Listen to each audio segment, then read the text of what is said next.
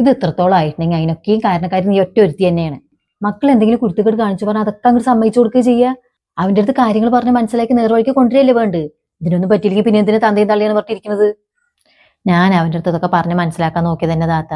അവൻ എന്ത് പറഞ്ഞാലും സമ്മതിക്കില്ല എന്ന് പറഞ്ഞ പിന്നെ ഞാൻ എന്താ ചെയ്യാ. പിന്നെ ഞാനും വിചാരിച്ചു ഇതിപ്പോ നാട്ടിൽ നടക്കുന്ന കാര്യം തന്നെയല്ലേ. പ്രേമിച്ച പെണ്ണ് കെട്ടുക എന്ന് പറഞ്ഞാൽ അത്ര വലിയ കുറ്റമൊന്നുമല്ല.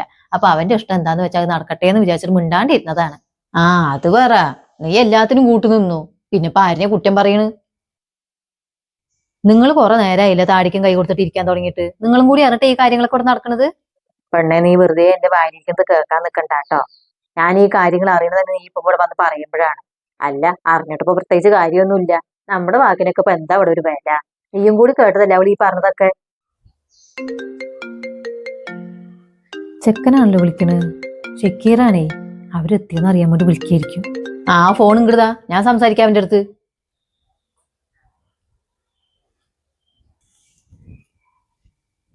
ആ അമ്മായി എപ്പോഴാ വന്ന്? ആ ഞാൻ വന്നിട്ടൊക്കെ കുറച്ചേരായി. മാമ വന്നിട്ടില്ലേ? മാമയൊന്നും വന്നിട്ടില്ല. മാമക്ക് കച്ചവടം ഉണ്ട് പറഞ്ഞിട്ട് പോയിക്കണു. എന്താ അപ്പൊ മാമയൊക്കെ വരേണ്ട ആവശ്യം? നിങ്ങളെല്ലാം തീരുമാനിച്ച് ഉറപ്പിച്ച് അവരിതാ വീട് കാണാൻ വരുന്നുണ്ട്, നിങ്ങൾ വരികയും പറഞ്ഞ് ആരാ വരിക? മാമ പറഞ്ഞു നീ മാത്രം ഒന്ന് പോയിട്ട് വന്നാ മതിയെന്ന്. അല്ല ഷക്കീറെ, നിനക്ക് എങ്ങനെ ഈ പെൺകുട്ടിനെ പരിചയം? നമ്മൾ പഠിക്കുന്ന സമയത്തുള്ള പരിചയമാണ്. എനിക്ക് എന്തെങ്കിലും ജോലിയായിട്ട് കല്യാണക്കാരെ ആലോചിച്ചാൽ മതിയല്ല പറഞ്ഞിട്ടിരുന്നതാ. ഉമ്മാക്കതൊന്നും അറിയില്ലായിരുന്നു. കഴിഞ്ഞ പ്രാവശ്യം വിളിച്ചപ്പോൾ കല്യാണം നോക്കേണ്ട കാര്യം പറഞ്ഞിട്ടുണ്ടായിരുന്നു. അപ്പോഴാണ് ഉമ്മാൻ്റെ അടുത്ത് ഞാൻ ഇതൊന്ന് സൂചിപ്പിച്ചത്. നീ എന്തൊക്കെ പറഞ്ഞാലും ശരി ഷക്കീറെ, ഇതൊന്നും നമ്മുടെ കുടുംബത്തിൽ നടക്കുന്ന കാര്യമല്ല കേട്ടോ. നമ്മുടെ കുടുംബത്തിന് ഈ നാട്ടിലൊരു നെരയും വേരയൊക്കെ ഉണ്ട്. അത് നീയായിട്ട് ഇല്ലാണ്ടാക്കാൻ നിൽക്കണ്ട. ഇതൊക്കെ അറിഞ്ഞാലേ ആൾക്കാർ മൂക്കത്ത് വിരല് വെക്കും. പഠിക്കുന്ന കാലത്ത് എല്ലാവർക്കും ഉള്ളത് തന്നെയാണ് ഈ പ്രേമ ഇഷ്ടം പറയണതൊക്കെ. അതൊക്കെ ഒരു സമയമാകുമ്പോൾ ഒഴിവാക്കി വിടാനും നമുക്ക് പറ്റണം. അല്ലാണ്ട് ഏതോ കാലത്ത് ഒരു പെണ്ണ് ഇഷ്ടപ്പെട്ടു എന്ന് പറഞ്ഞിട്ട് അതിനെന്നെ കെട്ടണം പറഞ്ഞതൊക്കെ നടക്കണ കാര്യമാണ്. അയ്യേ, ആലോചിച്ചിട്ട് തന്നെ എനിക്ക് നാണക്കേടാവണം. അമ്മായി, നിങ്ങൾ ഈ പറയും പോലെ പ്രേമിച്ച പെണ്ണിനെ കെട്ടുക എന്ന് പറയുന്നത് അത്ര വലിയ കുറ്റമുള്ള കാര്യമൊന്നുമല്ല. ഒരു പരിചയം ഇല്ലാണ്ട് വീട്ടുകാർ പറയണ പെണ്ണിനെ കെട്ടുന്നതിനെക്കാട്ടി എത്രയോ നല്ലതാണ് പരസ്പരം എല്ലാം മനസ്സിലാക്കി ഇഷ്ടപ്പെട്ട ആളിനെ തന്നെ കല്യാണം കഴിക്കുന്നത്. ഞാൻ കല്യാണം കഴിക്കുന്നുണ്ടെങ്കിൽ അവളെ തന്നെ കഴിക്കുള്ളൂ. അപ്പോഴേക്കും കട്ടാക്കിയോ? എന്താ ഒരു ചെക്കൻ നോക്കാ. ചെക്കന്റെ ആട്ടത്തിനൊക്കെ നിന്നിട്ടേ അതിനെ വഷളാക്കിന്ന് പറഞ്ഞാൽ മതിയല്ലോ. നിങ്ങളൊന്ന് സമാധാനപ്പെടിയും താത്ത. അവരിപ്പോ ഇവിടേക്കൊന്ന് വന്നിട്ട് കണ്ടിട്ട് പോകാന്നല്ലേ പറഞ്ഞിട്ടുള്ളൂ. എന്നിട്ട് എന്താ പറയുന്നത് നോക്കാം നമുക്കേ. എന്താ അവർക്ക് വന്നിട്ട് ഇഷ്ടപ്പെടാണ്ടിരിക്കാൻ? 2 നിലയുള്ള നല്ലൊരു വീട്, ചെക്കൻ്റെ ഗൾഫിൽ ഒന്നാമതൊരു ജോലി, പോരാത്തതിന് ഒറ്റ മകനും. ഇതൊക്കെ അവനക്കുള്ളത് തന്നെയല്ലേ. അവർക്ക് ഒരു ലോട്ടറി അടിച്ച പോലെ ആയിരിക്കും. അതൊക്കെ നിങ്ങൾ തോന്നലാ താത്ത. പെൺകുട്ടി എന്തോ ജോലി ചെയ്യണ്ടത്രേ. അവള് നല്ലോണം പഠിച്ചിട്ടുണ്ടെന്ന് അവന്റെ അടുത്ത് പറഞ്ഞായിരുന്നതേ. എന്തൊക്കെ ആയാലും വാടക വീട്ടിൽ തന്നെയല്ലേ താമസം. വാപ്പയാണെങ്കിലും വയ്യാത്ത ഒരാളും. കേട്ടോടം വെച്ചിട്ട് ഈ പെൺകുട്ടി ജോലി ചെയ്തിട്ടാണ് ആ കുടുംബം കഴിഞ്ഞതെന്നാണ് എനിക്ക് തോന്നുന്നത്. ഞാൻ ഈ പറയുന്നതിലൊക്കെ എന്തെങ്കിലും കാര്യം ഉണ്ടായിരുന്നു എന്ന് ഇന്നല്ലെങ്കിൽ നാളെ നിനക്ക് മനസ്സിലാവും. അപ്പൊ പിന്നെ അയ്യത്തറാന്ന് പറഞ്ഞിട്ടൊന്നും ഒരു കാര്യമില്ല. ഞാൻ ഏത് കാലത്ത് പറയാൻ തുടങ്ങിയതാണ് എന്റെ ഷിഫാനാൻ ഇങ്ങോട്ട് എടുത്തോളാന്. അങ്ങനെയാണെങ്കിൽ ഈ വക പ്രശ്നങ്ങൾ എന്തെങ്കിലും ഉണ്ടാവുമായിരുന്നോ? എനിക്ക് അതിന് സമ്മതം തന്നെയായിരുന്നു. പറഞ്ഞിട്ട് എന്താ കാര്യം? അവനും കൂടി സമ്മതിക്കണ്ടേ? ഞാൻ അവന്റെ അടുത്ത് ഈ കാര്യം പറഞ്ഞപ്പോഴേ അവൻ പറയണേ അവന് സ്വന്തം പെങ്ങളായിട്ട് കാണുന്നത്. പിന്നെ ഞാൻ എന്താ ചെയ്യാ?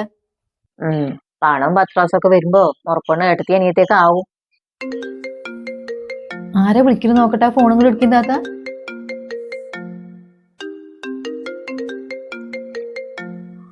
അവരാണേ. ഹലോ,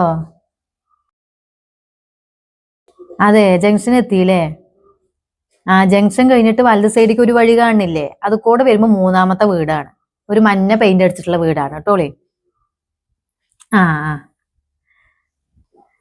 അവരെങ്ങോട്ട് എത്തിയിട്ടാ. എന്നാ നീ ഉള്ളിക്ക് പോയിക്കോ അങ്ങോട്ട്. അവർക്ക് കുടിക്കാൻ എന്താ വെച്ചാൽ കൊടുക്കാൻ എന്തെങ്കിലും കലക്കി വെക്കൂ.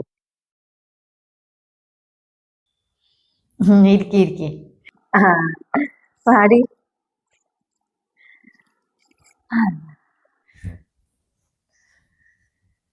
ഇതിലേതാ പെണ്ണിന്റെ ഉമ്മ? അതാണ് പെണ്ണിന്റെ ഉമ്മ. ഞാൻ ഇവളുടെ ആങ്ങളുടെ ഭാര്യയാണ്. വേറെ ആരും വന്നില്ല? ആണുങ്ങളാരും ഇല്ല. അവന്റെ പാപ്പാക്ക് വയ്യാന്ന് നിനക്ക് അറിയാലോ. മൂപ്പർക്ക് ഇങ്ങനെ യാത്ര ചെയ്യാനൊന്നും വെക്കില്ലേ. പിന്നെ ആണുങ്ങളെന്ന് പറയാൻ എന്റെ മാപ്പിളയുള്ളത്. അവർക്ക് നാട്ടിലും ഇല്ല, ഗൾഫിലാണ്. പിന്നെ ഇവിടുന്ന് ഷക്കീർ വിളിക്കലുണ്ട്. പെണ്ണിന്റെ പാപ്പാക്കും എന്റെ മാപ്പിളയ്ക്കും ഒക്കെ വിളിച്ച് കാര്യങ്ങളൊക്കെ സംസാരിച്ചിട്ടുണ്ട്. പിന്നെ ഇപ്പൊ നമ്മൾ രണ്ടാളും ഇങ്ങോട്ട് വന്നത് നമ്മുടെ കുട്ടിനെ കൊടുക്കണ വീടും വീട്ടുകാരെയൊക്കെ ഒന്ന് കാണണം എന്നുള്ളൊരു ചടങ്ങുണ്ടല്ലോ. ആ നിലയ്ക്ക് വന്നതാണ്. അത് നന്നായി. എന്താ വെള്ളം കുടിച്ചോളി. ഞാൻ അവന്റെ അമ്മായിയാണ്, അവന്റെ വാപ്പാന്റെ പെങ്ങള്. അവന് ഈ കാര്യം എന്റെ അടുത്ത് പറഞ്ഞപ്പോഴേ എനിക്ക് 100 വട്ടം സമ്മതമായിരുന്നു. പിന്നെ ഇവൾക്കാണ് ഒരു താല്പര്യക്കുറവുണ്ടായിരുന്നത്. ഇതൊക്കെ നമ്മുടെ കുടുംബത്തിന് പറ്റുമെന്നൊക്കെ പറഞ്ഞിട്ടേ. ഇപ്പൊ ഒന്നും അങ്ങനെയൊന്നും ഇല്ല. കുട്ടികൾക്കൊക്കെ അവർക്ക് പറ്റിയ ജോഡി അവര് തന്നെ കണ്ടുപിടിക്കുകയാണ്. അതേതായാലും നന്നായി എന്ന് ഞാൻ പറയുള്ളൂ. നമ്മുടെ പണി ഇത്തിരി കുറയുമല്ലോ. നിങ്ങൾ എത്തിയില്ലേ? നിങ്ങൾ വന്നതൊക്കെ അറിഞ്ഞോ? ഞാന് ബാങ്ക് കൊടുത്തപ്പോളേ നിസ്കാരം കഴിഞ്ഞിട്ട് ഇങ്ങോട്ട് വരാലോ എന്ന് പറഞ്ഞിട്ട് അങ്ങനെ ഇരുന്നതാ അവിടെ. ആ, നിങ്ങൾ വല്യമ്മയാണ് അല്ലേ? വാപ്പാന്റെ ഉമ്മയായിരിക്കും അല്ലേ? ആ, ഞാൻ അവന്റെ വാപ്പാന്റെ ഉമ്മ തന്നെ.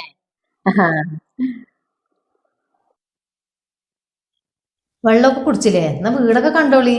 നടക്കി, ഞാനും വരാം. ആ, ശരി.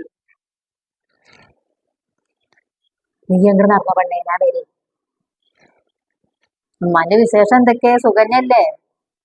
എന്ത് സുഖം, മരുന്നും കൊണ്ട് തന്നെ ജീവിതം. അതൊന്നും ഇല്ലാണ്ട് ഇനിയൊന്നും പറ്റില്ല. വയസ്സും പ്രായമൊക്കെ ആയില്ലേ.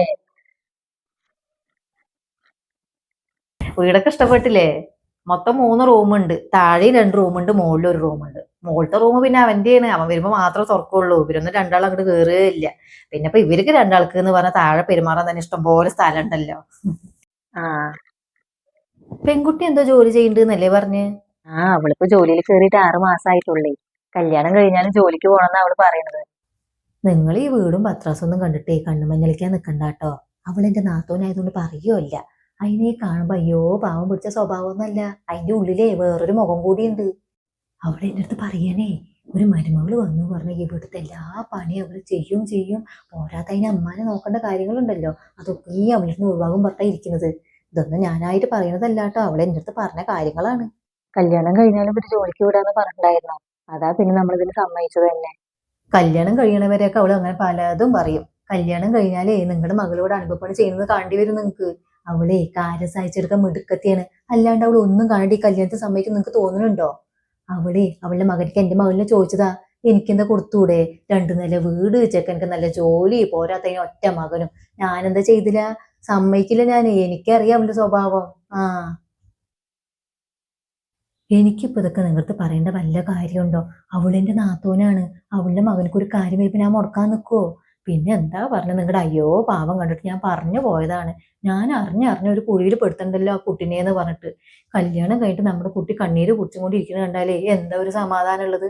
എനിക്കും 2 പെൺകുട്ടികളാണ്. നിങ്ങളുടെ അവസ്ഥ എനിക്ക് നന്നായിട്ട് അറിയാം. ഞാൻ പറയാനുള്ളത് പറഞ്ഞു. ഇനി നിങ്ങൾ നോക്കിയും കണ്ടിട്ടൊക്കെ ചെയ്യേ, അല്ലാണ്ട് ഇപ്പൊ ഞാനെന്താ പറയുക? ആ, ഏൽക്കണുണ്ട്. റഹ്മത്തെ, നമുക്കിന്ന് പോകാൻ നോക്കില്ലേ? നീ ഇവിടെ തന്നെ ഇരിക്കാണ്. വീടും കൂടിയൊന്നും തെറ്റില്ല. നീ അങ്ങോട്ട് സമ്മതിച്ചാളത്. സമ്മതിച്ച തന്നെ. എന്നാ ഞങ്ങൾ ഇറങ്ങാൻ നോക്കട്ടെ. എന്നാലേ ഞങ്ങളങ്ങോട്ട് പോകാൻ നോക്കട്ടെ ടോളി. ബാക്കിയുള്ള കാര്യങ്ങളൊക്കെ വീട്ടിൽ പോയി അവരുടെ അടുത്തൊക്കെ സംസാരിച്ച് ഫോണിൽ കൂടെ വിളിച്ചറിയിക്കാം. ഇനിയിപ്പോ ആലോചിക്കാനൊന്നുമില്ല. നിങ്ങൾക്ക് സമ്മതമായി നമുക്ക് ഈ കല്യാണം നടത്താം. ശരി, എന്നാ എല്ലാവരും അടുത്ത് അസ്സലാമു അലൈക്കും. ആ മോളെ, നീ പറഞ്ഞ പോലെ തന്നെ ആ അമ്മായി ഒരു കൂതറ അമ്മായിയാണ് കേട്ടോ. നീ പറഞ്ഞതുകൊണ്ട് എനിക്ക് അവന്റെ സംസാരത്തിൽ തന്നെ കാര്യങ്ങളൊക്കെ മനസ്സിലായി. പിന്നെ എന്താ പറഞ്ഞ, നിന്റെ അമ്മായിയും ഒരു പാവാണ് കേട്ടോ. അതൊരു സമാധാനം ഉണ്ട്.